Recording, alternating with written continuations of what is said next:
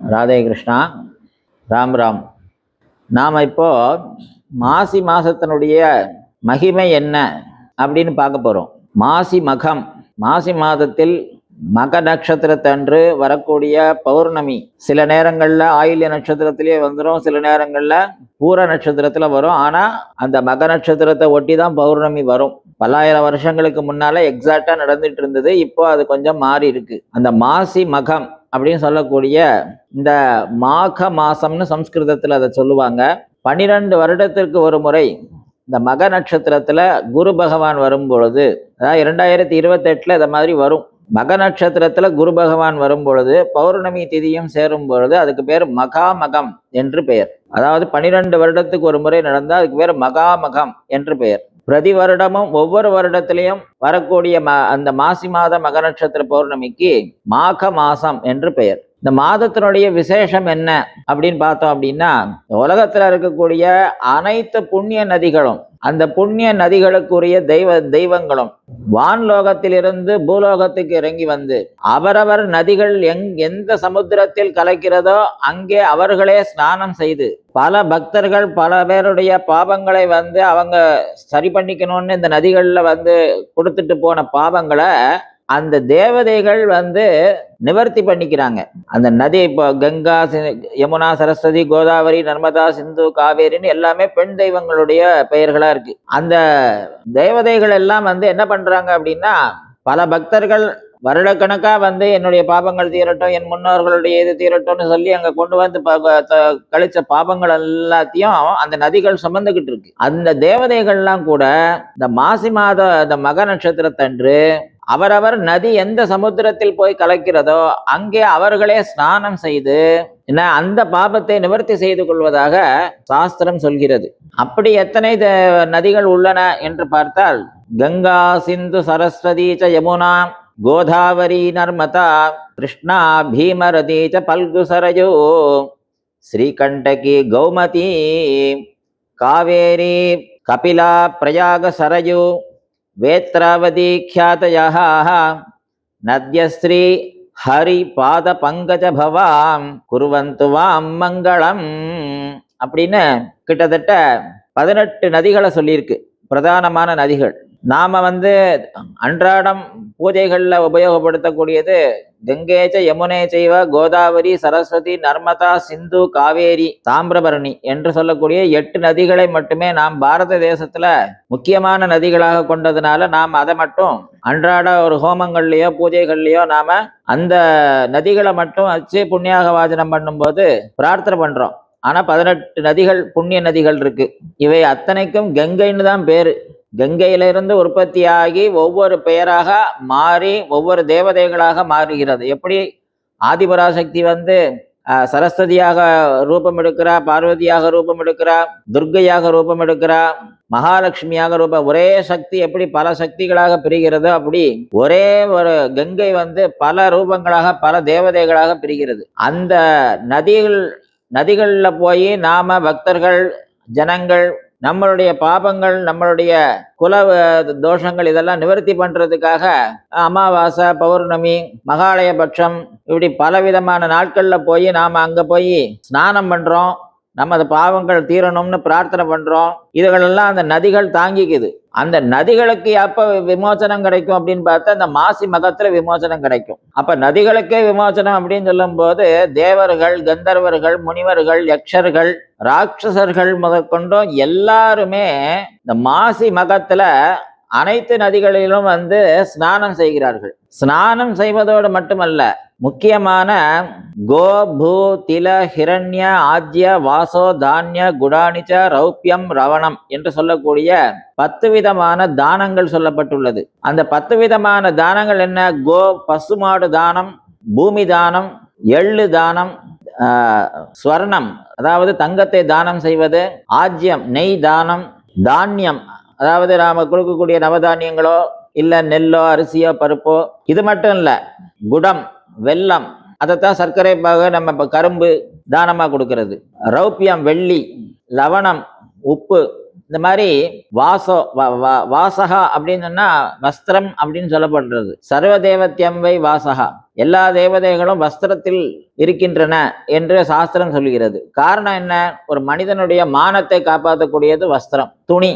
அந்த வஸ்திரத்துல எல்லா தேவதைகளும் வசிக்கிறதாக சொல்றது. அதனால எப்பவுமே கிழிஞ்ச துணியை போட்டுக்க கூடாது, கிழிஞ்ச வஸ்திரங்களை உடுத்திக்க கூடாது, தரித்திரம் ஏற்படும். கூழானாலும் குளித்து குடி, கந்தையானாலும் கசக்கி கட்டுன்னு சொல்லியிருக்கு. அப்ப துவைச்சு நல்ல நீட்டா அந்த வஸ்திரத்துக்கு மரியாதை கொடுக்கணும் நம்ம. காரணம் என்னன்னா எல்லா தேவதைகளும் அதுல இருக்கு. நம்ம மானத்தை காப்பாத்துறது அந்த வஸ்திரம், ஒரு மனிதனுக்கு கௌரவத்தை கொடுக்கறது வஸ்திரம். இப்படி இந்த 10 விதமான தானங்களை நதிக்கரைகளுக்கு சென்று அந்த மாசி மகத்தன்று நம்மளால் இயன்ற தானங்களை செய்து பாப விமோசனங்களை அடைந்து நதிகளில் ஸ்நானம் செய்வது மட்டுமல்லாமல் அந்தந்த க்ஷேத்திரங்கள், இப்போ திருநெல்வேலி சுற்று வட்டாரங்கள், பாபநாசம் சுற்று வட்டாரங்கள்ல இருக்கக்கூடிய 64 விதமான ஸ்நான கட்டங்கள் என்று தாமிரபரணியில் இருக்கிறது. ஸோ அந்த பகுதியில் இருக்கக்கூடியவர்கள் அந்த நதிகளில் ஸ்நானம் செய்யணும். அதே மாதிரி கோதாவரியை சுற்றி இருக்கக்கூடிய அந்த பக்கம் ஆந்திர தேசம், கர்நாடக தேசம், அங்க அந்த பகுதியில் இருக்கிறவங்க, காவேரியை சுற்றி இருக்கக்கூடிய சோழ மண்டலங்கள், இங்க இருக்கக்கூடிய திருச்சி, இந்த தஞ்சாவூர் பகுதியில் இருக்கக்கூடிய மாயவரம், கும்பகோணம், இந்த பகுதியில் இருக்கக்கூடியவங்க அந்த நதிகள்ல, இப்படி அந்தந்த தேசத்துல அந்தந்த பகுதிகளில் இருக்கக்கூடிய அந்த நதிகள்ல இந்த மாசி மகத்தன்னைக்கு புண்ணிய தீர்த்தமாடுதல் என்று பேர். அதற்கு இந்த மாசி மாதம் தான் திருவிழா ஆரம்பிக்கிறது. தட்சிணாயனம் சொல்லக்கூடிய இந்த 6 மாத காலம் முடிஞ்சு உத்தராயணம்னு பிறக்கிறது இந்த தை மாசம். அது பிறந்ததுக்கு அப்புறம் மாசி மாதம் கொடியேற்றி திருவிழா, கோவில் திருவிழாக்கள் ஆரம்பமே மாசி மாதத்திலிருந்து ஆரம்பம். அதிலிருந்து ஆனி மாதம் வரைக்கும் திருவிழா தான். எல்லா திருவிழாவும் தீர்த்தவாரி என்று சொல்லக்கூடிய முதலில் போய் கலசத்தை தீர்த்தம் எடுத்துட்டு வர்றதுல இருந்து தான் ஆரம்பிக்கிறது. ஸோ அந்த மாசி மாசம் மக நட்சத்திரத்தன்னைக்கு புண்ணிய தீர்த்தம் ஆடுதல்னால என்னென்ன மாதிரி பலன்கள் ஏற்படுறது அப்படின்னு பார்த்தோம்னா, நாம நம்ம 7 தலைமுறை, 6 தலைமுறை, 4 தலைமுறை அல்லது நமக்கு முந்தைய தலைமுறைகள் செய்த எத்தனையோ பல தீமைகள் அல்லது பாபங்கள், நம்மளை அறியாம நடந்த பல தவறுகள், இந்த மாதிரி விஷயங்கள்ல இருந்து நமக்கு அன்னைக்கு நாள்ல ஸ்நானம் பண்றதுனால தீர்வு கிடைக்குது. ஏன் அங்க முன்னோர்களை போய் நம்ம இழுக்கிறோம் அப்படின்னு கேட்டா, அந்த மக நட்சத்திரத்துக்கு யார் தேவதைன்னு பார்த்தோம்னா பிதர்கள், முன்னோர்கள். அந்த மக நட்சத்திரத்துக்கு தேவதையே முன்னோர்கள் தான், பிதர்கள் என்று சொல்லப்பட்டுள்ளது. அப்ப அந்த மாசத்துல முக்கியமா பிதிர்தோஷம் இருக்கக்கூடியவங்க, முன்னோர்கள் தோஷம் இருக்கக்கூடியவங்க, சில பேருக்கு, நிறைய பேருக்கு ஜாதகத்தை சொல்லியிருப்பாங்க. அப்படி யாருக்காவது அந்த மனக்லேசங்கள் ஏதாவது இருக்கு, இல்லை நம்ம குடும்பத்தை ஏதோ ஒன்று விருத்தி இல்லாமல் இருக்கு, போய் நம்ம ராமேஸ்வரத்துக்கு போவோம், காசிக்கு போவோம் நினச்சிக்கிட்டு இருக்காங்க அப்படின்னா, முக்கியமாக இந்த மாதிரி மாசி மாதம் மக நட்சத்திரம் மாசி மகத்தில் போய் ஸ்நானம் பண்ணுறதுங்கிறது ரொம்ப விசேஷம். அன்னைக்கு நாளில் போய் முன்னோர்களை பிரார்த்தனை பண்ணி ஸ்நானம் பண்ணுறது மட்டும் இல்லாமல் நம்மளால் இயன்ற தானங்கள், இப்போ சொன்ன 10 விதமான தானங்களில் ஏதாவது நம்மளால் இயன்ற தானத்தை செய்யணும். அதில் தானத்தில் ரொம்ப சிறந்த தானம் என்ன சொல்லப்பட்டிருக்கு? நான் அன்ன உதக சமம் தானம். அன்னத்துக்கும் தண்ணீருக்கும் சமமான தானம் இந்த உலகத்திலேயே இல்லை என்று சாஸ்திரமே சொல்றது. ந அன்னோதக சமம் தானம், ந துவாதசியாத் பரம் விரதம், துவாதசியை விட மிகப்பெரிய விரதம் இல்லைன்னு சொல்றது. ந காயத்ரியாத் பரவ மந்திரகா, காயத்ரியை விட பெரிய மந்திரம் இல்லைன்னு சொல்றது. ந மாதுர் தெய்வதம் பரம், தாயாரை விட பெரிய தெய்வம் இல்லைன்னு சொல்றது. அப்போ நம்ம முன்னோர்களை வழிபட்டு இந்த மாதிரி ஸ்நானங்கள், புண்ணிய தீர்த்தங்கள் ஆடும்போது நம்மளால் இயன்ற அன்னதானம், நம்மளால் இயன்ற இப்போ மாசி மாதம் தேர் திருவிழா வரும், சித்திரை மாசம் தேர் திருவிழா வரும். அப்ப நம்ம வீட்டு வாசல்ல ஒரு பந்தல் அமைச்சு ஒரு 4 குடம் தண்ணி எடுத்து வச்சு வர்றவங்க பக்தர்களுக்கு தண்ணீர் கொடுக்கலாம். மோர் பந்தல் அமைச்சு மோர் கொடுங்க. கோவில்ல அன்னதானம் அன்னைக்கு ஒரு 10,000 பேருக்கு அன்னதானம் பண்றாங்க அப்படின்னா, நீங்க அந்த வெறுமன பணம் கொடுக்கறது மட்டும் இல்லாம நீங்க போய் ஒரு கை பரமாறிட்டு வாங்க, உங்க கையால போய் பரமாறிட்டு வாங்க, சர்வீஸ் பண்ணுங்க. இத மாதிரி சின்ன சின்ன விஷயங்கள்.